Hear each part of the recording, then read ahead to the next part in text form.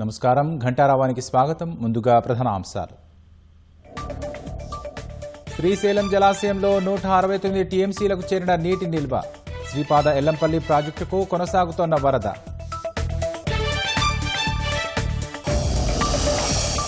హైడ్రా ఉద్యోగాలకు దరఖాస్తు చేసుకునేందుకు పోటెత్తిన యువత. నిరుద్యోగులతో కిక్కిరిసిపోయిన సరూర్ నగర్ ఇండోర్ స్టేడియం.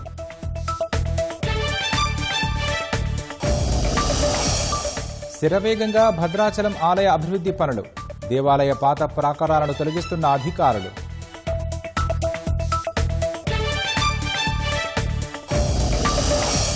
బెంగళూరులో మూసి ఉన్న ఇంట్లో మహిళ అస్థిపంజరం. ఏడాదికి ఇంటికి రాని కుమార్తె అల్లుడు.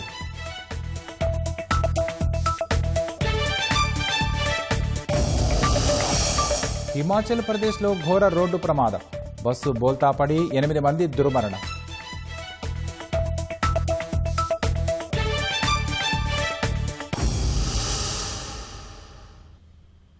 ఐఐటి ఢిల్లీ 57వ స్నాతకోత్సవంలో ప్రధాని నరేంద్ర మోదీ మాట్లాడుతున్నారు. ప్రత్యక్ష ప్రసారం ద్వారా చూద్దాం. दुनिया बदलेगी, टेक्नोलॉजी भी बदलेगी, इंडस्ट्रीज बदलेगी, प्रोफेशंस भी बदलेंगे, लेकिन इन सब के बीच मेरी बात याद रखिएगा, जो सीखेगा वो जीतेगा.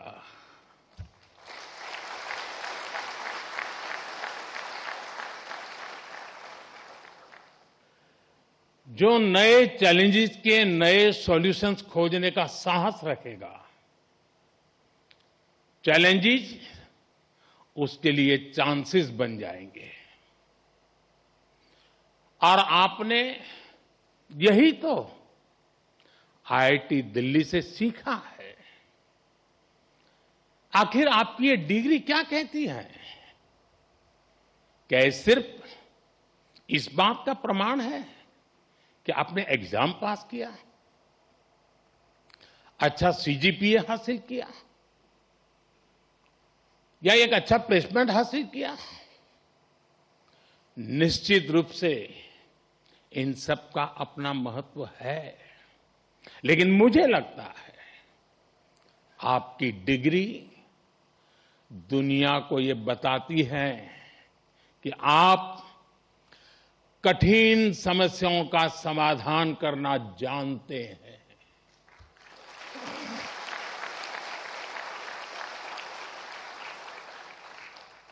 आप अपने आईआईटी दिल्ली के सफर को याद कीजिए. यहां तक पहुंचना आसान नहीं था. यहां की पढ़ाई भी आसान नहीं थी, लेकिन आपने हार नहीं मानी. ये डिग्री आपको एक दिन में नहीं मिली. एक एक विषय, एक एक project, mid sem, and same,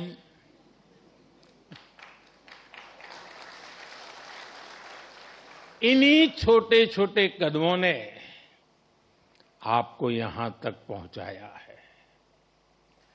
जीवन भी इसी सिद्धांत पर चलता है. जब कभी कोई चुनौती बहुत बड़ी लगे तो उसे घबराइए मत. उसे छोटे छोटे हिस्सों में बांट दीजिए. आपने खुद देखा है कैसे लैब में कोई प्रॉब्लम डेड एंड तक यानी लगने लगती थी. सिमुलेशन में सॉल्यूशन खोजने में घंटे या दिन निकल जाते थे, लेकिन फिर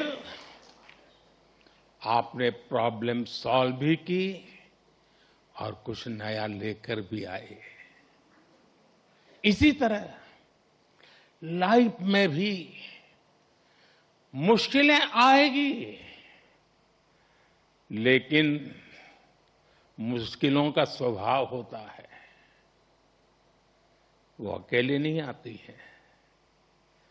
मुश्किल जब आती है ना, तो साथ साथ मौके भी लेकर आती है.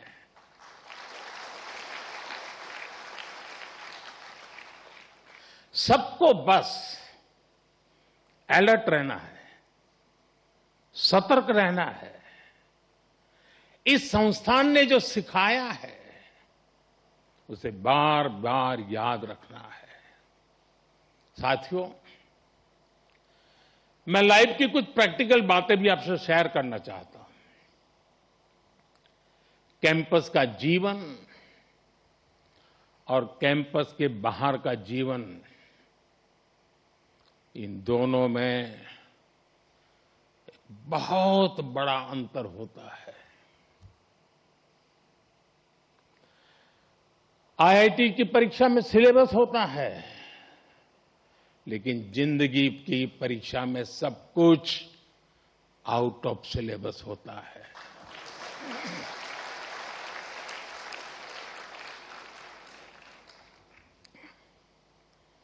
आप याद करिए, कैंपस लाइफ में सारे फंडे क्लियर होते थे।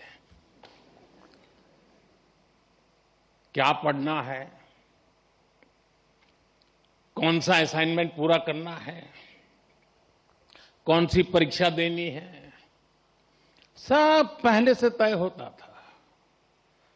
लेकिन जिंदगी कुछ अलग तरह से चलती है। वहां न कोई तय कोर्स होता है, न कोई क्वेश्चन पेपर होता है। कई बार तो ये भी कोई नहीं बताता कि असली सवाल क्या था। वो सवाल भी आपको खुद पहचानना पड़ता है। मैंने आईआईटी के अनेक अलुमनाई की यात्रा को देखा है। उनकी सक्सेस का कारण सिर्फ ये नहीं था कि उन्होंने सही जवाब दिए। उनकी सक्सेस का कारण ये था कि उन्होंने वो सवाल पहचाने जिन्हें दुनिया ने सवाल मानना ही छोड़ दिया था। उन्होंने उन समस्याओं का समाधान खोजा जिनके साथ बाकी लोग समझौते कर चुके थे।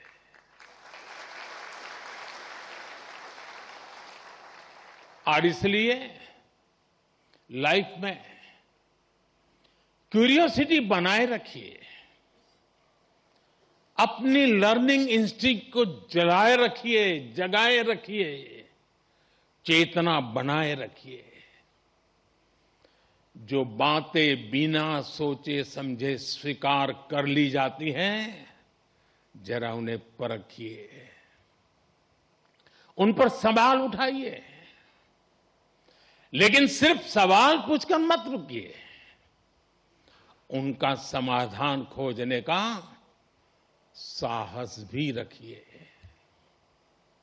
यही सोच आपकी अलग पहचान बनाएगी। साथियों, आप सब जानते हैं, हर पीढ़ी के सामने उस टाइम पीरियड की अपनी चुनौतियां होती हैं और हर पीढ़ी का अपना एक राष्ट्रीय दायित्व भी होता है। हमारे देश ने गुलामी का वो समय भी देखा है जब उस पीढ़ी के सामने सिर्फ एक ही लक्ष्य था, भारत की आजादी। उसके लिए उन्होंने सैक्रिफाइस किया, लंबा स्ट्रगल किया। आज हम स्वतंत्र भारत में सांस ले रहे हैं, इसके पीछे उस पीढ़ी का तप, त्याग और बलिदान है। और साथियों, आज के इस दौर में हमारे सामने चुनौतियां भी अलग है और इसलिए हमारे दायित्व भी अलग है। अपने जीवन के अगले 30-35 साल में आप जो कुछ भी करेंगे वो विकसित भारत की हमारी यात्रा को प्रभावित करेगा। इसलिए आपके हर निर्णय का आधार ये भी होना चाहिए कि इससे देश को क्या फायदा होगा, इससे देश की कौन सी जरूरत पूरी होगी। आज Bharat economic self reliance, technological self reliance, industrial self reliance, ऐसे हर सेक्टर में आत्मनिर्भर बनने के लिए काम कर रहा है। यही विकसित भारत की मजबूत नींव का सबूत है। इस मजबूत नींव पर आपको एक भव्य, सुंदर, विकसित भारत का निर्माण करना है। साथियों, विकसित भारत की इस यात्रा में आपकी भूमिका बहुत बड़ी है। देश का युवा जितना सशक्त होगा उतना ही देश सशक्त होगा। इसी सोच के साथ हमने कई ऐसे सेक्टर्स ओपन किए हैं जहां युवाओं के लिए एंट्री ही एक तरह से बंद हुआ करती थी। सरकार की आधुनिक नीतियों की वजह से आज देश में युवाओं के लिए नए नए सेक्टर्स भी बन रहे हैं। साथियों, पिछली बार जब मैं आपके सीनियर्स के कॉन्वोकेशन से वर्चुअली जुड़ने का मुझे अवसर मिला था, तब मैंने युवाओं के लिए स्पेस सेक्टर में हो रहे रिफॉर्म्स की चर्चा की थी। तब तक इस सेक्टर में लगभग पूरा काम सरकार ही करती थी, लेकिन आज वही स्पेस सेक्टर हजारों युवाओं के लिए नए अवसरों का आकाश बन चुका है। आज हमारे युवा अपने लॉन्च व्हीकल्स बना रहे हैं, रॉकेट लॉन्च कर रहे हैं और ऐसी उपलब्धियां हासिल कर रहे हैं जो दुनिया के गिने चुने देश ही हासिल कर पाए हैं। मुझे विश्वास है आज कहीं न कहीं देश का कोई युवा इंजीनियर गर्व से कह रहा है, first in my blood line to build a rocket.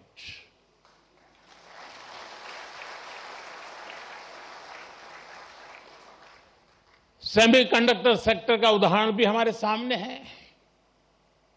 जब हमने इस दिशा में कदम बढ़ाया तो कुछ लोगों ने सवाल उठाए, कहा गया भारत ये नहीं कर पाएगा, लेकिन आज पहली सेमीकंडक्टर यूनिट्स में प्रोडक्शन शुरू हो चुका है।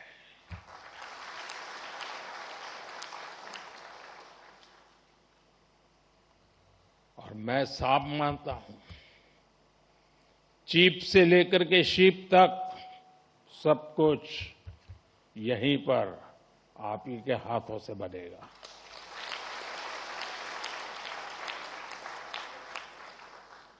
और कहीं कोई युवा पूरे आत्मविश्वास से कह रहा है,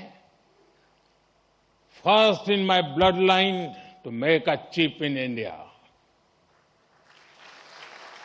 साथियों,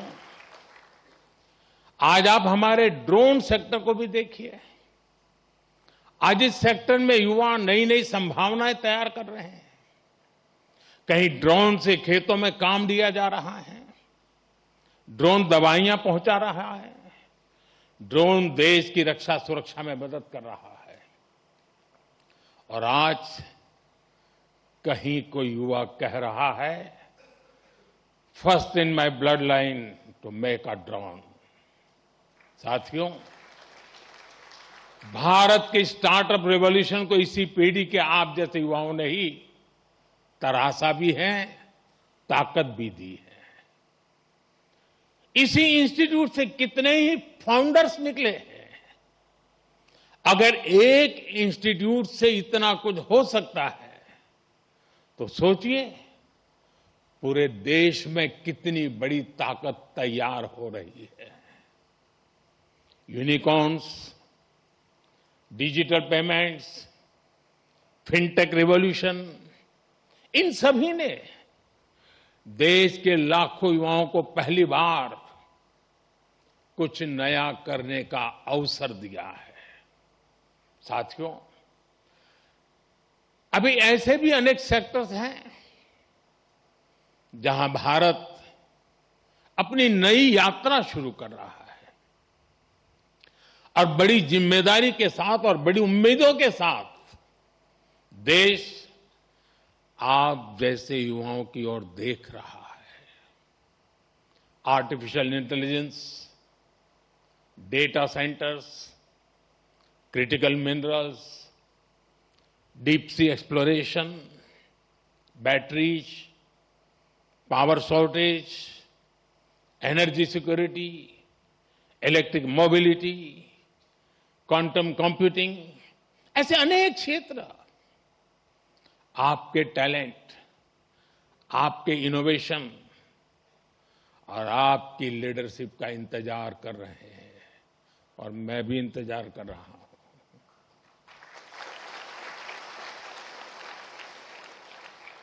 साथियों, अब एक और बड़ी संभावना आप सबके सामने है और वो नया अवसर है रिसर्च। आज देश को नई नई रिसर्च की बहुत जरूरत है और रिसर्च पर हमारा उतना ही फोकस भी है। प्राइम मिनिस्टर्स रिसर्च फेलोशिप हमारे प्रतिभाशाली युवाओं को रिसर्च करने का अवसर दे रही है, आइडियाज को आगे बढ़ाने का मौका मिले। इसके लिए research, development and innovation scheme शुरू की गई है। अनुसंधान नेशनल रिसर्च फाउंडेशन की स्थापना भी हुई है ताकि देश में साइंस और रिसर्च को नई ताकत मिल सके।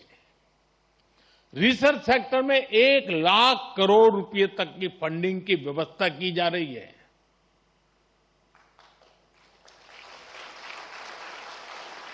अंग्रेजी में बोलूं, 1 लाख करोड़। ये आपके लिए बता रहा हूं। इसी तरह साथियों, एकेडमिक रिसोर्सेज के एक्सेस को भी आसान बनाया गया है। वन नेशन वन सब्सक्रिप्शन के माध्यम से आज दुनिया की प्रतिष्ठित रिसर्च जर्नल्स देश के छोटे से छोटे शहर में बिना किसी अतिरिक्त लागत के पहुंच रही है। साथियों, मुझे पता है अभी इस दिशा में हमें लंबी दूरी तय करनी है और ये काम रिसर्च को लेकर आप सबके कमिटमेंट से ही हो सकता है।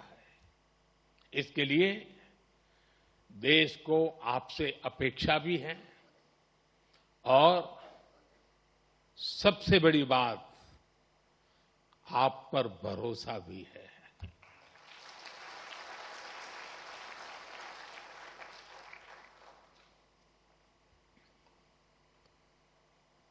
साथियों, अब मैं आपसे थोड़ा डिस्ट्रैक्शन की बात करूंगा। जब हम बड़े गोल्स को अचीव करने के लिए प्रारंभ करते हैं, निकलते हैं, तो एक बड़ा डिस्ट्रैक्शन भी हमारे सामने आता है। ये डिस्ट्रैक्शन होता है एक दूसरे से कंपैरिजन का। किसी को क्या पैकेज मिला, कौन किस कंपनी में गया, किस शहर में गया, किस देश में गया, किसने स्टार्टअप शुरू किया। आज के सोशल मीडिया के दौर में ये तुलना कभी खत्म नहीं होती। लेकिन याद रखिए, जिंदगी कोई लीडर बोर्ड नहीं है। आपकी असली दौड़ किसी और से नहीं, खुद अपने आप से है।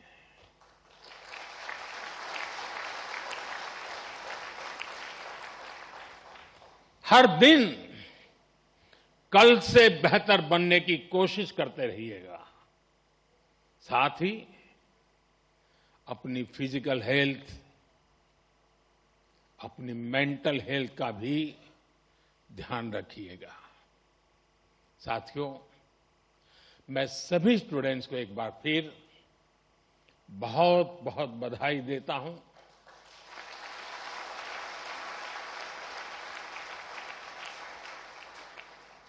आपके माता पिता को, परिवारजनों को विशेष बधाई देता हूं।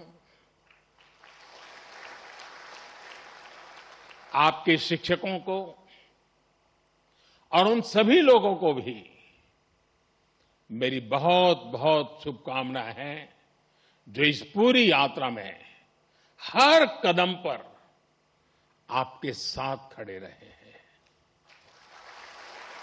आप सभी का भविष्य उज्जवल हो। आप निरंतर नई ऊंचाइयों को छुए। इसी मंगल कामना के साथ बहुत बहुत धन्यवाद। नमस्कार।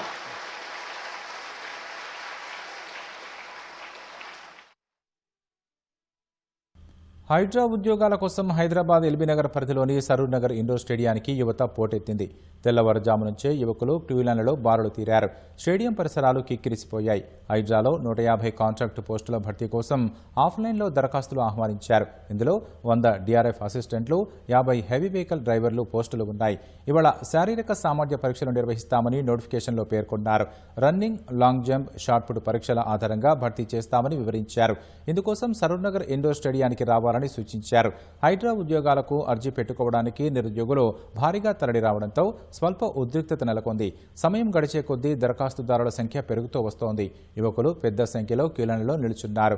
హైడ్రా ఉద్యోగాల భర్తీకి ఆఫ్లైన్లో కాకుండా ఆన్లైన్లోనే దరఖాస్తులు స్వీకరించాలని డిమాండ్ చేస్తున్నారు. నిరుద్యోగులు పోటెత్తడంతో పోలీసులు అప్రమత్తమయ్యారు. ఎలాంటి అవాంఛనీయ ఘటనలు చోటు చేసుకోకుండా భద్రతను పర్యవేక్షిస్తున్నారు. నిరుద్యోగుల సంఖ్య మరింత పెరిగే అవకాశం ఉండడంతో పోలీసులు పరిస్థితిని ఎప్పటికప్పుడు సమీక్షిస్తున్నారు.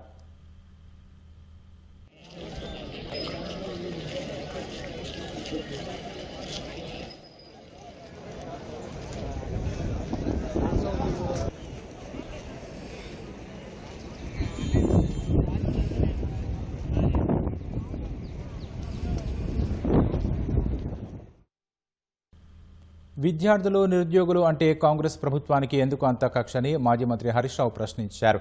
అధికారం కోసం ఎన్నికల వేళ విద్యార్థులు, నిరుద్యోగులను నెత్తిన పెట్టుకుని ఉద్యోగాలు ఇస్తామని హామీ ఇచ్చిన కాంగ్రెస్ ఇప్పుడు అదే నిరుద్యోగులు ఉద్యోగాల కోసం రోడ్లపైకి వస్తే అత్యంత కర్కశంగా వ్యవహరిస్తోందని మండిపడ్డారు. హైడ్రాలో కేవలం 150 డ్రైవర్ పోస్టుల భర్తీకి నోటిఫికేషన్ ఇస్తే వేలాది మంది నిరుద్యోగులు దరఖాస్తు చేసుకునేందుకు వస్తే అది నిరుద్యోగుల తప్ప లేక ఉద్యోగాలు కల్పించడంలో విఫలమైన ప్రభుత్వం తప్ప అని హరీష్ ప్రశ్నించారు. ఉద్యోగాల కోసం వచ్చిన నిరుద్యోగులను అధికారులు దుర్భాషలాడటం బాధాకరమని పేర్కొన్నారు. కాంగ్రెస్ పాలనలో ఉద్యోగాల కోసం ఎదురుచూసే యువతలో నిరాశ పెరుగుతోందని చెప్పిన హరీష్ ఇది ముమ్మాటికి ప్రభుత్వ వైఫల్యానికి నిదర్శనమని ఆరోపించారు. యువతకు భరోసా ఇవ్వాల్సిన ముఖ్యమంత్రి రేవంత్ రెడ్డి వారిపైనే అనుచిత వ్యాఖ్యలు చేస్తున్నారని ఆగ్రహం వ్యక్తం చేసిన హరీష్ రావు విద్యార్థులను అవమానించినందుకు క్షమాపణ చెప్పాలని డిమాండ్ చేశారు.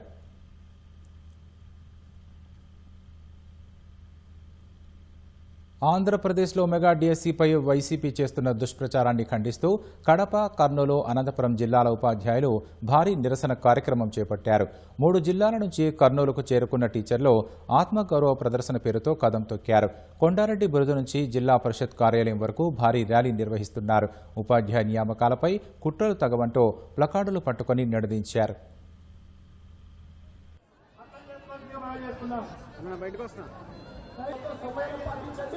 పైన ఉన్న వాళ్ళు పైనే ఉండండి. చేసే అందరూ కూడా ప్రకాష్ పైకి ఎత్తండి. గట్టిగా నినదించాలి మనం. ఐక్యత బలిపత్రులు చేస్తున్నటువంటి పరిస్థితి ఇవాళ హైదరాబాద్ బంజారాహిల్స్ రోడ్ నంబర్ 10లో అగ్ని ప్రమాదం జరిగింది. ఓ భవనం సెల్లార్లో మంటలు చెలరేగగా సమాచారం అందుకున్న అగ్నిమాపక సిబ్బంది 4 ఫైర్ ఇంజన్లతో మంటలను అదుపులోకి తీసుకొచ్చారు. భవనంలో చిక్కుకున్న 11 మందిని కాపాడారు. సెల్లార్లో వైన్ షాప్ గోదాం నిర్వహిస్తున్నట్లు, మద్యం బాటిల్స్ వస్తువులు ఉన్నట్లు ఫైర్ అధికారులు గుర్తించారు. పొగ ఎక్కువగా రావడంతో సెల్లార్లోకి వెళ్లడానికి ఫైర్ సిబ్బంది అతి కష్టం మీద మంటలను అదుపులోకి తీసుకొచ్చారు. పోలీసులు కేసు నమోదు చేసుకుని ప్రమాదానికి గల కారణాలపై దర్యాప్తు చేస్తున్నారు.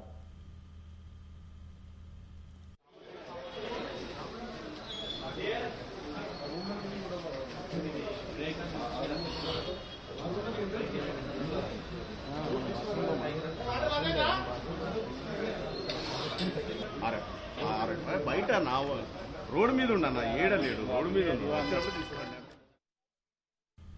బోనాల పండుగ వేళ సికింద్రాబాద్ సీతాఫల మండి కూడలి వద్ద వెలిసిన భారీ హోర్డింగ్ ప్రమాదకర స్థితికి చేరుకుంది.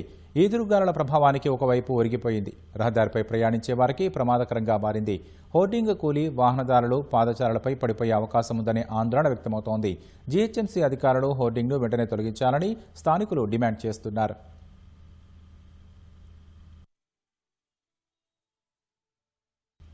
హిమాచల్ ప్రదేశ్లోని చంబా జిల్లాలో ఓ ప్రైవేటు బస్సు బోల్తాపడి 8 మంది ప్రాణాలు కోల్పోయారు.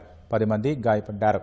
ఉదయం 6:30 గంటల సమయంలో బైరాఘడ్ నుంచి చంబాకు 18 మంది ప్రయాణికులతో బయలుదేరిన ఈ బస్సు కేవలం 3 కిలోమీటర్లు ప్రయాణించగానే ప్రమాదానికి గురైంది. సమాచారం అందుకున్న ఎన్డీఆర్ఎఫ్, పోలీసులు, అగ్నిమాపక సిబ్బంది హుటాహుటిన ఘటనా స్థలానికి చేరుకుని స్థానికులు కలిసి సహాయక చర్యలు చేపట్టారు. బస్సు శిథిలాల కింద చిక్కుకున్న వారిని వెలికితీశారు. తీవ్రంగా గాయపడిన 6గురిని మెరుగైన చికిత్స కోసం చంబాలోని పండిత్ జవహర్లాల్ నెహ్రూ ప్రభుత్వ ఆసుపత్రికి తరలించారు. ఈ ఘటనకు గల కారణాలపై పోలీసులు కేసు నమోదు చేసి దర్యాప్తు చేస్తున్నారు. పంజాబ్లోని జలంధర్ మక్సూదానా బైపాస్ హైవేపై ఘోర రోడ్డు ప్రమాదం జరిగింది. వేగంగా వచ్చిన ఓ కారు రోడ్డుపై ఆగి ఉన్న ఓ ట్రక్కును వెనుక నుంచి బలంగా ఢీకొట్టింది. ఈ ప్రమాదంలో కారు నుజ్జునుజ్జు కాగా అందులో ప్రయాణిస్తున్న 3 వ్యక్తులు అక్కడికక్కడే ప్రాణాలు కోల్పోయారు. సమాచారం అందుకున్న పోలీసులు ఘటనా స్థలానికి చేరుకుని మృతదేహాలను ప్రభుత్వ ఆసుపత్రికి తరలించారు. ప్రమాదం జరిగిన వెంటనే ట్రక్కు డ్రైవర్ పరారయ్యాడని, ఈ ఘటనపై కేసు నమోదు చేసి తదుపరి దర్యాప్తు చేస్తున్నట్లు పోలీసులు తెలిపారు.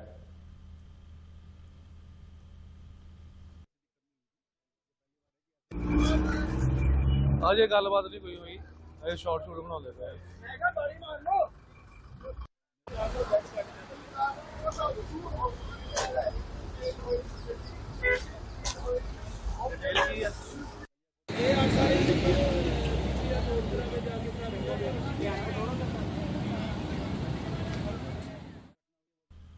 హర్యానాలోని ఝజ్జర్లో కురిసిన భారీ వర్షాల కారణంగా లోతట్టు ప్రాంతాలు జలమయమయ్యాయి. ఎడతెరిపి లేకుండా కురుస్తున్న వానలకు ప్రధాన రహదారులన్నీ చెరువులను తలపిస్తున్నాయి. భగత్ సింగ్ చౌక్ సమీపంలో మోకాళ్లలోతు నీరు నిలిచిపోవడంతో వాహనాల రాకపోకలు పూర్తిగా స్తంభించిపోయాయి. వరద నీరు ముంచెత్తిన దృశ్యాలు ఆ ప్రాంతంలో నెలకొన్న తీవ్ర పరిస్థితులకు అద్దం పడుతున్నాయి. రోడ్లపై భారీగా వర్షపు నీరు చేరడంతో దుకాణదారులు, స్థానికులు, వాహనదారులు తీవ్ర ఇబ్బందులు ఎదుర్కొంటున్నారు. నిలిచిపోయిన వరద నీటిని త్వరితగతిన తొలగించి ట్రాఫిక్ను పునరుద్ధరించేందుకు అధికారులు సహాయక చర్యలు చేపట్టారు.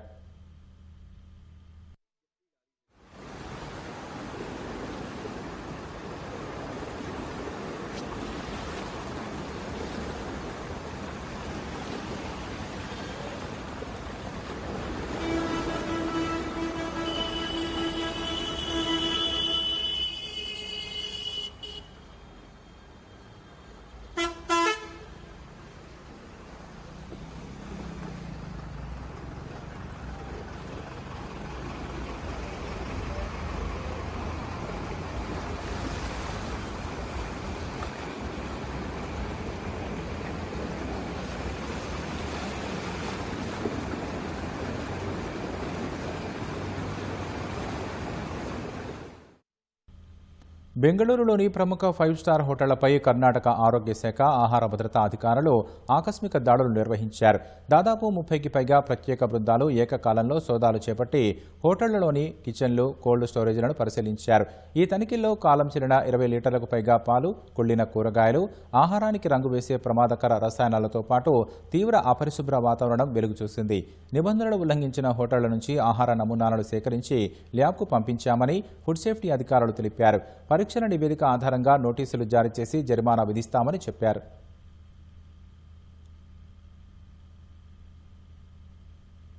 బెంగళూరులోని బాగలగుంటె పోలీస్ స్టేషన్ పరిధిలోని హావనూర్ లేఅవుట్లో విషాద ఘటన వెలుగు చూసింది. ఓ ఇంట్లో దాక్షాయణి అనే 52 ఏళ్ల మహిళ అస్థిపంజరాన్ని పోలీసులు గుర్తించారు. దాదాపు ఏడాది కాలంగా మూసి ఉన్న ఆ ఇంటి తలుపులో శుక్రవారం రాత్రి 8 గంటల సమయంలో తెరిచి ఉండటాన్ని ఇరుగు పొరుగున వారు గమనించారు.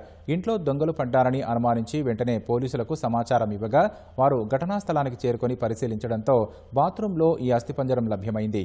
10 ఏళ్ల క్రితం మహిళ భర్త ఉమేష్ మరణించాడు. ఆ తర్వాత కుమారుడు క్యాన్సర్తో మరణించడంతో అప్పటి నుంచి దాక్షాయణి ఒంటరిగానే నివసిస్తోంది. ఆమె బహుశా ఏడాది క్రితమే మరణించి ఉంటుందని, అప్పటి నుంచే మృతదేహం ఇంట్లో ఉండిపోయిందని భావిస్తున్నారు. ఈ ఏడాది కాలంలో ఆమె కూతురు, అల్లుడు కూడా ఇంటికి వచ్చి పలకరించలేదని తెలుస్తోంది. దాక్షాయణి మృతికి గల ఖచ్చితమైన కారణాలు, పరిస్థితులను తెలుసుకునేందుకు పోలీసులు అస్థిపంజరాన్ని ఫోరెన్సిక్ ల్యాబ్కు తరలించారు. ఈ ఘటనపై కేసు నమోదు చేసి దర్యాప్తు చేస్తున్నారు. ఎగువ ప్రాంతాల నుంచి శ్రీశైలం జలాశయానికి వరద ప్రవాహం కొనసాగుతోంది. జూరాల నుంచి శ్రీశైలానికి 2.32 లక్షల క్యూసెక్కుల ప్రవాహం వస్తోంది. శ్రీశైలం జలాశయం గరిష్ట నీటిమట్టం 885 అడుగులు కాగా ప్రస్తుతం జలాశయం నీటిమట్టం 876 అడుగులుగా ఉంది. శ్రీశైలం గరిష్ట నీటి నిల్వ సామర్థ్యం 215 టీఎంసీలు కాగా ప్రస్తుతం శ్రీశైలంలో 169.46 టీఎంసీలు నిల్వ ఉంది. 2 జల విద్యుత్ కేంద్రాల ద్వారా 66,460 క్యూసెక్కుల నీరు సాగర్కు విడుదల చేశారు. ఈ ప్రవాహం మరో 5 రోజుల పాటు కొనసాగుతుందని అధికారులు అంచనా వేస్తున్నారు.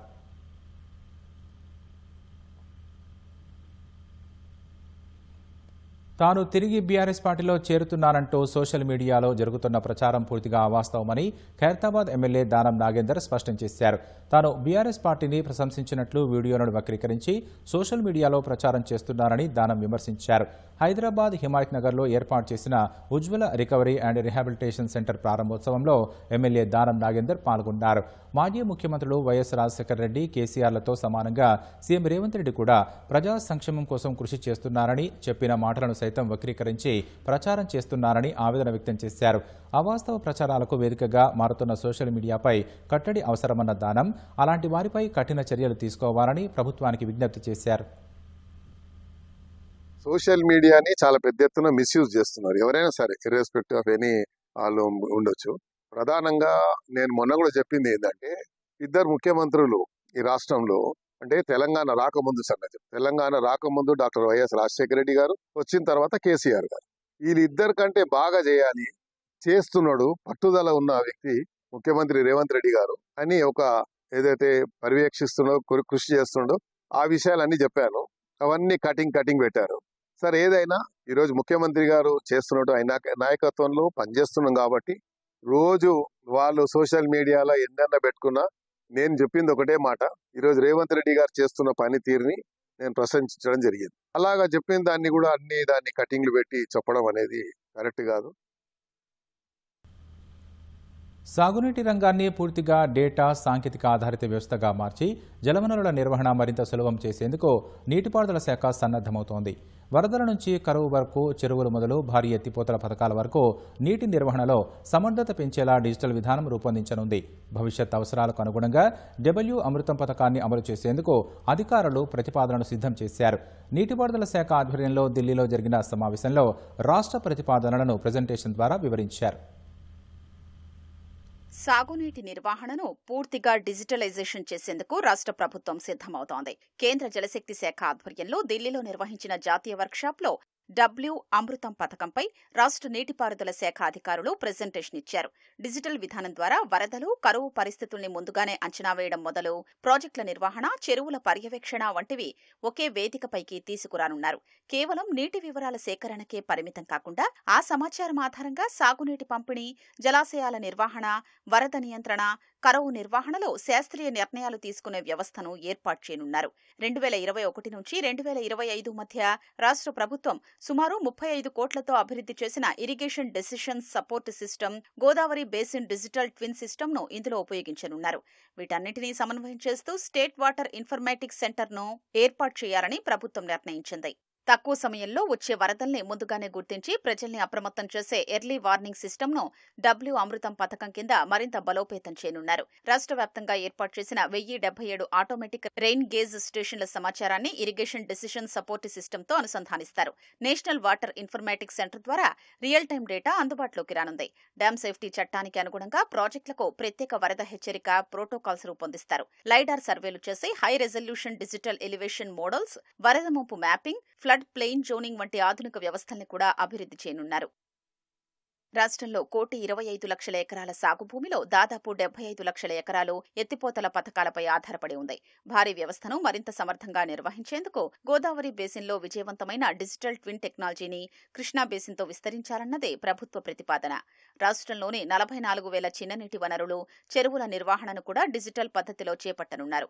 మరోవైపు ప్రధాన జలాశయాల్లో పూడిక కారణంగా కోల్పోయిన నిల్వ సామర్థ్యాన్ని గుర్తించేందుకు బాధిమెట్రిక్ సర్వే ద్వారా కెపాసిటీ కర్వ్లను సిద్ధం చేస్తారు. కాల్వల ద్వారా సాగునీటి పంపిణీని ఆధునిక సాంకేతికతతో నిర్వహించేందుకు శ్రీరామ్ సాగర్ ప్రాజెక్టును పైలట్ ప్రాజెక్టుగా ఎంచుకున్నారు.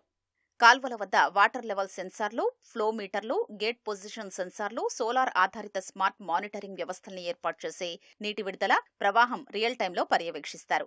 ఉపగ్రహాల సాయంతో ఆయకట్టు పంటల స్థితిని విశ్లేషిస్తూ ఇంజనీర్లకు ఎప్పటికప్పుడు నిర్వహణ సూచనలు అందిస్తారు.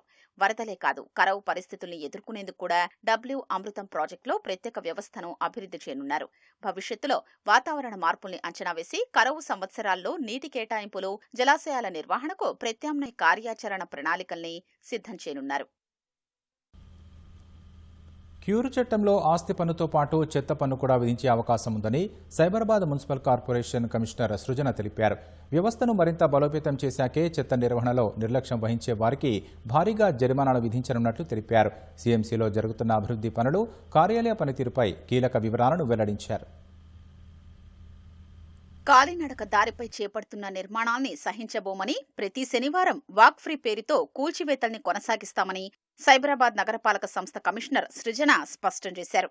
సీఎంసీ పరిధిలో జరుగుతున్న అభివృద్ధి పనులు, పరిపాలనా వ్యవహారాల్ని ప్రధాన కార్యాలయంలో వెల్లడించారు. స్వచ్ఛ భారత్ మిషన్ పథకం కింద కేంద్రం నుంచి 138 కోట్ల రూపాయల కేటాయింపు జరిగిందని, ఆ నిధులతో చెత్త ఊడ్చే వాహనాల కొనుగోలు, పలు వ్యర్థాల తరలింపు కేంద్రాల నిర్మాణం, స్వచ్ఛతపై అవగాహన కార్యక్రమాల నిర్వహణకు ఖర్చు చేయనున్నట్లు వివరించారు. కొత్తగా రాబోతున్న క్యూర్ చట్టంలో ఆస్తి పన్నుతో పాటు చెత్త పన్నును విధించే ప్రతిపాదన ఉందని, సర్కార్ అనుమతి ఇస్తే ఆటో కార్మికులకు ప్రతి నెలా డబ్బు చెల్లించాల్సిన అవసరం ఉండదన్నారు. ఇటీవల స్విగ్గీ, జొమాటోలకు నోటీసులు జారీ చేయడం మంచి ఫలితాన్నిచ్చిందన్నారు. వ్యాపారుల ట్రేడ్ లైసెన్స్లను తరచుగా తనిఖీ చేయాలన్న ఉద్దేశంతో లైసెన్స్ల జారీ అధికారాన్ని రెవెన్యూ విభాగం నుంచి పారిశుద్ధ్య విభాగానికి మార్చినట్లు కమిషనర్ తెలిపారు. ఎస్పెషలీ మేము ఫుడ్ ఇన్స్పెక్షన్స్ మీద, ఫుడ్ లైసెన్సెస్ తీసుకొని ఆపరేట్ చేస్తున్న రెస్టారెంట్లు కావచ్చు, కిచెన్లు కావచ్చు, హోటల్స్ కావచ్చు, కామర్స్ ప్లాట్ఫామ్స్ కావచ్చు, వాళ్ళందరికీ కూడా ఇన్స్పెక్షన్స్ చేయటం, వాళ్ళ హైజీన్ని బట్టి వాళ్ళకి రేటింగ్ ఇవ్వటము అవి చేస్తున్నాం. ప్రజల ఆరోగ్యానికి సంబంధించిన విషయం కాబట్టి దీంట్లో వాళ్ళు పాటించాల్సిన ప్రోటోకాల్స్ ఏమిటి అనేది మేము వాళ్ళకి కమ్యూనికేట్ చేసాం. వాళ్ళు కూడా మాకు ఫీడ్బ్యాక్ ఇచ్చారు దట్ ఎప్పుడెప్పుడు లైసెన్స్లు ఇస్తున్నారు, కొత్త వాళ్ళకి ఎప్పుడు ఇస్తున్నారు, ఎప్పుడు రెన్యూవల్ చేస్తున్నారు, లాంటివన్నీ కూడా ఇన్ఫర్మేషన్ కూడా మాకు ఎప్పటికప్పుడు రియల్ టైంలో వచ్చేటట్టు ఫుడ్ సెక్యూరిటీ వాళ్ళతో మాట్లాడమని చెప్పింది, ఫుడ్ సేఫ్టీ వాళ్ళతో మాట్లాడమని చెప్పడం జరిగింది. మేము కూడా we'll take it up that the data flow is seamless across all platforms అనేది we have also taken their feedback. So good response that we got from all platforms. They are making some changes. We are very glad. మన ఫీడ్బ్యాక్ని బట్టి వాళ్ళ ప్లాట్ఫామ్లో కూడా వాళ్ళు legal teams కూడా changes చేసుకుంటున్నారు. రోజుకో డివిజన్ పేరుతో 51 డివిజన్లలో ఇప్పటి వరకు పర్యటించారని, ప్రజల్ని నేరుగా కలిసి వారి సమస్యల్ని పరిష్కరించడం సంతోషంగా ఉందన్నారు. ఆ కార్యక్రమంలో స్వీకరించే విజ్ఞప్తుల రోజువారీ సమీక్ష కోసం ప్రత్యేకంగా డాష్ బోర్డు రూపొందించామన్నారు. ఆ ఊర్లో ఏం సమస్యలు ఉంటాయి, ఎలాంటి ప్లేసెస్ ఉంటాయి, ఎలాంటి మనుషులు ఉంటారు, ఒక్కొక్క లొకేషన్కి ఎట్లాంటి నీడ్స్ మారుతూ ఉంటాయి తెలుసుకుంటే మేము చేసే వర్క్ల్లో, మేము చేసే శాంక్షన్స్లో ఒక డిసిప్లిన్ ఉంటుంది. సో అందులో భాగంగానే ఫస్ట్ ర్యాండమ్గా 2-3 సార్లు తిరిగినా ఒక structured visit also is important. Because ర్యాండమ్గా వెళ్తే అక్కడ రెసిడెంట్స్కి నేను వచ్చే విషయం తెలియదు, టైంకి తెలియకపోవచ్చు. సో మీకు మేము చెప్పాలనుకున్నాము, మీరు మాతో మాట్లాడకుండా వెళ్ళిపోయారు అనే మాట రాకుండా మేము వాళ్ళని పిలిచి కూర్చోబెట్టి అడిగి తెలుసుకొని లిస్ట్ డౌన్ చేసుకొని దాని ప్రకారం పని చేస్తే everybody knows what is happening, what is not happening also. Start on అసలు ప్రైవేట్ హాస్టల్స్ మీద పాలసీయే గవర్నమెంట్లో డిస్కషన్లో ఉంది. సో ఆ పాలసీ వస్తే ఎవ్రీథింగ్ హైజీన్, ఫుడ్, వాళ్ళ డ్రైనేజ్, వాళ్ళ వాటరు, అసలు ఆ బిల్డింగ్కి పర్మిషన్ అన్నీ మొదలు పెట్టాం. ప్రైవేటు హాస్టల్స్ కు సంబంధించి ప్రభుత్వం త్వరలోనే ప్రత్యేక చట్టాన్ని తీసుకురాబోతున్నట్లు కమిషనర్ తెలిపారు. సీఎంసీ కార్యాలయం పనితీరుపై వచ్చే విమర్శల్ని ఎప్పుడూ సానుకూలంగానే తీసుకుని పనిచేస్తామని కమిషనర్ సృజన స్పష్టం చేశారు. భద్రాద్రి కొత్తగూడెం జిల్లా పాకలగూడెం ప్రభుత్వ పాఠశాలను ఆకస్మికంగా సందర్శించిన అశ్వారావుపేట ఎమ్మెల్యే జారె ఆదినారాయణ విద్యాబోధన తీరుపై తీవ్ర అసంతృప్తి వ్యక్తం చేశారు. విద్యార్థులతో మాట్లాడి వారి చదువుల స్థాయిని పరిశీలించిన ఎమ్మెల్యే పలువురు విద్యార్థులు ప్రాథమిక పాఠాలను కూడా సరిగా చెప్పలేకపోవడంతో ఉపాధ్యాయులను ప్రశ్నించారు. విద్యార్థులకు నాణ్యమైన విద్య అందించడం ప్రతి ఉపాధ్యాయుడి బాధ్యత అని, కేవలం హాజరు నమోదు చేయడం సరిపోదన్నారు. ప్రతి విద్యార్థి చదువులో పురోగతి సాధించేలా ప్రత్యేక దృష్టి పెట్టాలని ఆదేశించారు. ప్రభుత్వం పాఠశాలల అభివృద్ధికి కోట్ల రూపాయలు వెచ్చిస్తూ మౌలిక వసతులు, మధ్యాహ్న భోజనం, ఉచిత పుస్తకాలు, యూనిఫామ్లు, ఇతర సౌకర్యాలను కల్పిస్తోందని, విద్యార్థులకు నాణ్యమైన విద్య అందకపోతే అన్ని వృధానే అవుతాయని అన్నారు. విద్యార్థుల అభ్యాస సామర్థ్యాన్ని ఎప్పటికప్పుడు పరీక్షిస్తూ వెనుకబడిన పిల్లలకు ప్రత్యేక తరగతులు నిర్వహించాలని ఉపాధ్యాయులకు సూచించారు. బోధనలో లోపాలు పునరావృతమైతే సంబంధిత అధికారుల దృష్టికి తీసుకెళ్లి కఠిన చర్యలు తీసుకుంటామని హెచ్చరించారు.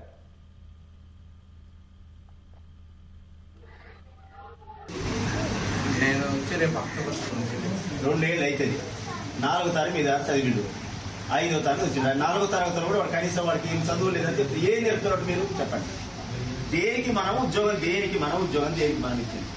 పిల్లలకి ఏజెన్సీ ప్రాంతంలో పిల్లలకు పాఠాలు చెప్పమని మనకు ఉద్యోగం వచ్చింది, చెప్పాలని మీరు పంపించిండ్రు.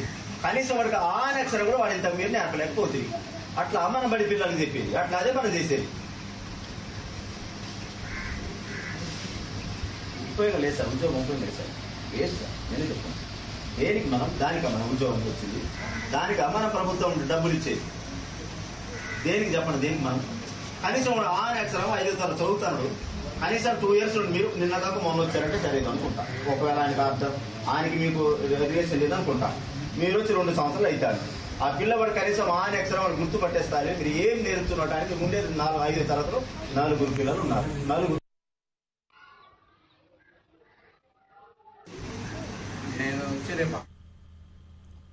భార్య, ఆమె ప్రియుడితో తనకు ప్రాణహాని ఉందని ఓ వ్యక్తి పోలీస్ స్టేషన్లో ఫిర్యాదు చేశాడు. మహబూబాబాద్ జిల్లా డోర్నకల్ మండలం చిలుకోడు గ్రామానికి చెందిన గాది రాజేశ్వరరావుకు సూర్యాపేట జిల్లా రాఘవరపురం గ్రామానికి చెందిన ఓ యువతితో 10 ఏళ్ల క్రితం వివాహం జరిగింది. వీరికి 2 కుమార్తెలు ఉన్నారు. ఈ క్రమంలో ఆమెకు కొరియర్ బాయ్ సైదులతో కొంతకాలం క్రితం పరిచయం ఏర్పడింది. పరిచయం కాస్త ప్రేమగా మారడంతో ప్రియుడితో కలిసి భర్తను చంపేయాలని పన్నాగం పన్నింది. ఈ విషయాన్ని గమనించి బాధితుడు అందుకు సంబంధించిన సెల్ ఫోన్ సందేశాలు, ఇతర ఆధారాలను సేకరించి పోలీసులకు ఫిర్యాదు చేశాడు. భార్య, ప్రియుడు సైదుల నుంచి తనను రక్షించాలని కోరాడు. కేసు నమోదు చేసుకున్న పోలీసులు దర్యాప్తు చేస్తున్నారు. ఇట్లా నేను ప్రైవేట్ హాస్పిటల్లో పనిచేస్తున్నాను. నా భార్య ఇట్లా నన్ను ఈ చాటింగ్ ద్వారా ఇట్లా నన్ను చంపడానికి ప్రయత్నించింది. నా భార్య భవాని మా పురిమెట్ల సైదులని చంపడానికి నన్ను ప్రయత్నించింది. అదే నేను తెలుసుకొని నన్ను, నా పిల్లల్ని కాపాడాల్సిందిగా స్టేషన్లో ఫిర్యాదు ఇచ్చాను. నన్ను న్యాయం చేయాల్సిందిగా కోరుకుంటున్నాను. రోడ్డు ప్రమాదాల నివారణకు ప్రభుత్వం ప్రత్యేక చర్యలు చేపడుతోంది. ఇందులో భాగంగా వాహన రిజిస్ట్రేషన్ కావాలన్నా, ఫిట్నెస్ చేయించాలన్నా రేడియం స్టిక్కర్స్ తప్పనిసరిగా అమర్చాల్సి ఉంటుంది. అయితే ఆటోలు, ట్రాక్టర్లు, సరుకు రవాణా వాహనాలు, కార్లు, వ్యాన్లు, డీసీఎంలు, లారీలు, బస్సులు వంటి వాటికి 4 వైపులా రిఫ్లెక్టివ్ స్టిక్కర్లు అంటించాలని నిబంధన విధించారు. అయితే స్టిక్కర్ల బాధ్యతను ప్రైవేటు ఏజెంట్లకు అప్పగించడంతో నల్గొండ జిల్లా మిర్యాలగూడ ఎంవీఐ కార్యాలయం వద్ద రేడియం స్టిక్కర్స్ సిబ్బంది వాహనదారుల జేబులకు చిల్లులు పెడుతున్నారని వాపోతున్నారు. కొలతలతో సంబంధం లేకుండా వాహనానికి అధికంగా డబ్బులు వసూలు చేస్తున్నారని లారీ యజమానులు ఆవేదన వ్యక్తం చేస్తున్నారు. ఇప్పటికైనా ఉన్నతాధికారులు కలగజేసుకుని రేడియం స్టిక్కర్స్ దందాను అరికట్టాలని వారు కోరుతున్నారు. గతంలో 400-500కి స్టిక్కరింగ్ వేసేది ఈ లారీకి వెనక బ్యాక్ డోర్కి, ముందల ఫ్రంట్ పోర్షన్కి. ఇప్పుడు 40-500 తీసుకుంటారు. లోకల్ బండి అయినా, బయట బండి అయినా, ఎక్కడి బండి అయినా సరే 40-500 స్టిక్కరింగ్కి ₹1 కూడా తక్కువ లేదు. మాకు ఆర్థికంగా చాలా ఇబ్బంది అవుతుంది. ఆ 40-500 అంటే 500కి 40-500కి చాలా తేడా వస్తుంది. మాకు లోడింగ్ కూడా తక్కువ మిర్యాలగూడ అమ్మలకి. నల్లగొండ జిల్లా మిర్యాలగూడెంలో ఆర్టీఓ కార్యాలయం వద్ద మరి ఈ లారీలకైతేంది, ఆటోలకైతేంది, పెద్ద వాహనాలకి గతంలో 400-500 రూపాయలకు స్టిక్కరింగ్ వేసేవాళ్ళు. ఆ స్టిక్కరింగ్ ఉంటేనే ఫిట్నెస్ ఇస్తారు. మరి అది స్టిక్కరింగ్ ఇప్పుడు ఈ అధికారులు వారికి సంబంధించినటువంటి వ్యక్తులకు అప్పచెప్పడం, వాళ్ళు ఇష్టారాజ్యంగా ఒక్కొక్క లారీకి 4,500 నుంచి 5,000 రూపాయల దాకా తీసుకోవటం. మరి వీళ్ళు అసలుకే పెట్రోల్, డీజిల్ రేట్లు పెరిగి ఈ రవాణా సౌకర్యంలో ఈ లారీల యజమానులు రోజు దివాళీ తీస్తున్న పరిస్థితి. ఇప్పుడు ఈ 4,500 రూపాయలు నష్టపోతున్న పరిస్థితి ఉంది. మరి సంబంధిత అధికారులు వెంటనే చర్య తీసుకొని ఈ వాహనాలకి ఈ స్టిక్కరింగ్లు నాణ్యమైన, సరసమైన ధరలకే వేయాలని చెప్పి, మరి ఇష్టారాజ్యంగా అడ్డగోలు వ్యవస్థని రద్దు చేయాలని చెప్పేసి కోరుతా ఉన్నాం. హైదరాబాద్ లాల్ దర్వాజా బోనాలకు సింహవాహిని అమ్మవారి ఆలయం ముస్తాబైంది. ప్రభుత్వం, ఆలయ కమిటీ అన్ని ఏర్పాట్లు పూర్తి చేశాయి. ఈసారి ఉత్సవాల నిర్వహణ కోసం 6 మెన్ కమిటీని ఏర్పాటు చేశారు. బోనాల జాతర కమిటీ సభ్యులతో మా ప్రతినిధి అనుష ముఖాముఖి.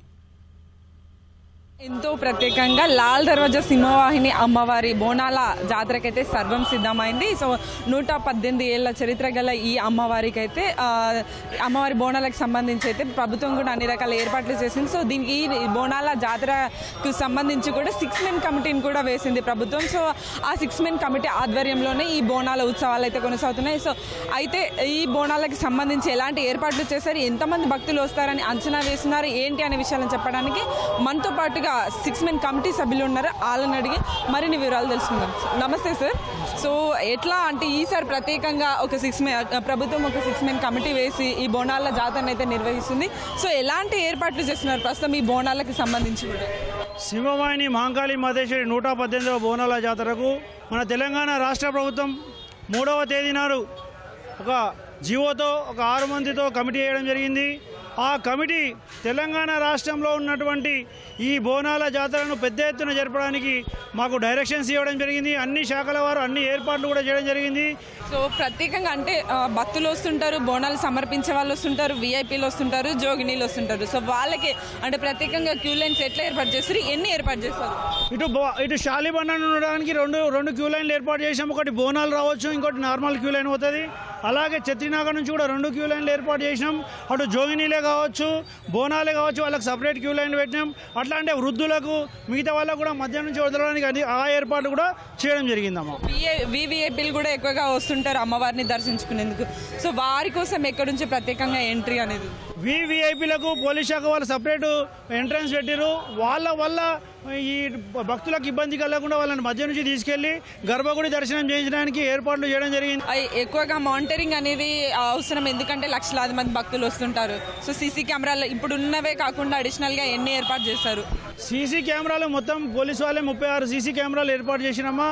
అదే మాదిరిగా ఈ భక్తులకు ఇబ్బంది కలగకుండా మా ఏదైతే కమిటీ ఉందో, మా ఇంతకు ఉన్నటువంటి కమిటీ వాళ్ళందరినీ కూడా ఈ ఉత్సవ కమిటీకి కోఆర్డినేటర్లుగా ఏర్పాటు చేసినాం. వాళ్ళకు కూడా ఐడి కార్డులు ఇస్తున్నాం. ఎవరిని కూడా అందరినీ కలుపుకుంటూ పోవాలని చెప్పి అందరికీ కూడా ఆహ్వానం పరుస్తున్నాం. ఇంతకు ముందున్నటువంటి కమిటీ సభ్యులే కానీ, మాజీ చైర్మన్లే కానీ అందరికీ కూడా ఈ కోఆర్డినేటర్లను కూడా పిలిపించి వాళ్ళతో అన్ని ఏర్పాట్లు చేస్తున్నాము. మెడికల్ క్యాంప్స్, అలాగే వాటర్ క్యాంప్స్, ఇవి ఎన్ని ఉండబోతున్నాయి? అంబులెన్సులు కూడా అవైలబుల్ ఉంటాయి. అంబులెన్స్లను వెంకటేశ్వర స్వామి టెంపుల్ దగ్గర నిలబెట్టమని చెప్పినాము. మూడు వైపులా కూడా ఈ ఏదైతే క్లినిక్స్ ఉన్నాయో ఎమర్జెన్సీ మెడిసిన్స్తో పాటు ఉండాలని చెప్పినాం. ఎందుకంటే లాస్ట్ టైం ఒక అమ్మాయి మూర్చొచ్చి పడిపోయింది. ఎమర్జెన్సీ మెడిసిన్స్ లేకపోతే కష్టమైతే అని చెప్పి కూడా మేము గవర్నమెంట్ వాళ్ళకు, మెడికల్ డిపార్ట్మెంట్ వాళ్ళకి ఇన్ఫర్మేషన్ ఇచ్చినాము. అలాగే ఎలక్ట్రిసిటీ డిపార్ట్మెంట్ వాళ్ళకు జనరేటర్లు చెప్పినాము. జనరేటర్ ఆల్రెడీ మౌంట్ అవుతున్నాయి. అన్ని ఏర్పాట్లు కూడా చేస్తున్నామమ్మా. ఆదివారం రోజు బోనాలు, అలాగే సోమవారం రోజు రంగం కార్యక్రమం. సో ఈ 2 రోజులు కూడా ఎలాంటి కార్యక్రమాలు ఉండబోతున్నాయి, అమ్మవారికి ఎలాంటి పూజలు అందుకోబోతుంది? ఏదైతే శనివారం నాడు సాయంకాలం అమ్మవారి తొట్టెలో వస్తుందమ్మా. తొట్టెల ప్రతిష్ట జరిగిన తర్వాత అప్పటి నుంచి అసలైన కార్యక్రమాలు ప్రారంభమవుతాయి. అర్ధరాత్రి బలిగంప జరుగుతుంది. బలిగంప అంటే మనం ఏమి తప్పు కాదు, బలి తీయడం కాదు. లోపల అమ్మవారికి కళ్యాణం చేస్తాం. ఆ కళ్యాణానికి అన్ని వర్గాల నుంచి పుస్తమెట్టలు మన హౌస్లో సోదరుల దగ్గరికి వెళ్ళి, అట్లనే కుమ్మరి వాళ్ళ దగ్గరికి వెళ్ళి ఆ పుట్టమన్ను, అలాగే గౌండ్ల కులం దగ్గరికి వెళ్ళి శాఖ, ఇవన్నీ రకాలుగా తీసుకొని, అలాగే అక్కడి నుంచి గుమ్మడికాయ మా సోదరుల దగ్గరికి అన్ని రకాలుగా తీసుకొచ్చి ఇక్కడ పూజ చేసిన తర్వాత బలిగంప కార్యక్రమం ప్రారంభమవుతాము. బలిగంప తర్వాత మా దేవాలయం నుంచి మొట్టమొదటి బోనం సమర్పించిన తర్వాత మిగిలిన బోనాలన్నీ కూడా ప్రారంభమైంది. ఆ తర్వాత రాత్రి ప్రపంచ శాంతిని కొడుతూ శాంతి కళ్యాణం. ఆ తర్వాత సోమవారం నాడే పోతురాజులను స్వాగతం పలకడము, రంగ కార్యక్రమము, భవానీ రథయాత్ర ఉంటుందమ్మా. ఆదివారం రోజున ఎప్పటి నుంచి భక్తులకి దర్శనానికి అనుమతిస్తారు? మాకు బలిగంప కంప్లీట్ అయిపోయి ఫస్ట్ బోనము తెల్లవారుజామున 5 గంటల వరకు కంప్లీట్ కావాలని చూస్తున్నామమ్మా. 5 గంటల వరకు కంప్లీట్ అయితే 5 గంటల తర్వాత మొత్తం దేవాలయాన్ని శుద్ధి చేసేసుకొని బోనాలు ప్రారంభిస్తాం. సో ఇవి మొత్తంగా హైదరాబాద్లో ఎంతో ప్రత్యేకంగా జరిగే లాల్ దర్వాజా సింహవాహిని అమ్మవారి బోనాలకైతే సర్వం సిద్ధమైంది. సో ఆదివారం రోజు అయితే అంటే ఆగస్టు 9వ తారీఖున అయితే ఎంతో వైభవంగా ఈ బోనాల జాతర అనేది కొనసాగనుంది. అలాగే 10వ తారీఖున రంగం కార్యక్రమం కూడా అంతే వైభవంగా కూడా నిర్వహిస్తామని, సో దీనికి సంబంధించి ఇప్పటికే ప్రభుత్వం అన్ని రకాల ఏర్పాట్లు చేసిందని, అలాగే కమిటీ తరఫున కూడా అన్ని రకాలుగా సిద్ధంగా ఉన్నామని, భక్తులకు ఎలాంటి ఇబ్బంది లేకుండా తగు ఏర్పాట్లు చేస్తున్నామని అయితే కమిటీ సభ్యులు చెప్తున్నారు. కెమెరామెన్ దేవేందర్తో అనుష, ఈటీవీ న్యూస్, హైదరాబాద్. ఉత్తరాఖండ్కు చెందిన యువ ఆవిష్కర్త రవి టమ్టా భవిష్యత్తు రవాణా రంగంలో సరికొత్త చరిత్ర సృష్టించారు. అల్మోరా జిల్లాకు చెందిన ఆయన హ్యాపీడా స్కై ప్రైవేట్ లిమిటెడ్ స్టార్టప్ ద్వారా రూపొందించిన హ్యాపీడా sky next electric flying car ప్రోటోటైప్ను విజయవంతంగా పరీక్షించారు. ఎలాంటి సంప్రదాయ విమాన ఇంధనం లేదా ఇథనాల్ అవసరం లేకుండా పూర్తిగా విద్యుత్తుతో నడిచే ఈ వాహనం పర్యావరణ హితంగా 0 ఉద్గారాలతో పనిచేస్తోంది. కొండ ప్రాంతాల్లో రవాణా సౌకర్యాలు మెరుగుపరచడంతో పాటు విపత్తు సాయం, అత్యవసర వైద్య సేవలు, పర్యాటక రంగానికి ఇది ఎంతగానో ఉపయోగపడుతుందని నిపుణులు వెల్లడించారు.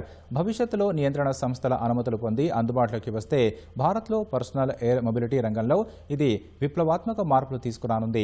హ్యాపీడా స్కైనెక్స్ ఎలక్ట్రిక్ ఫ్లయింగ్ కార్ ప్రోటోటైప్ పరీక్ష విజయవంతం కావడంపై ఉత్తరాఖండ్ సీఎం పుష్కర్ సింగ్ ధామీ హర్షం వ్యక్తం చేశారు. రవి టమ్టాకు ఎక్స్ వేదికగా అభినందనలు తెలిపారు. యువతలో ప్రతిభ, ఆవిష్కరణలు, శాస్త్రీయ ఆలోచనలకు ఎలాంటి కొదవలేదని ఈ విజయం నిరూపిస్తోందని పేర్కొన్నారు.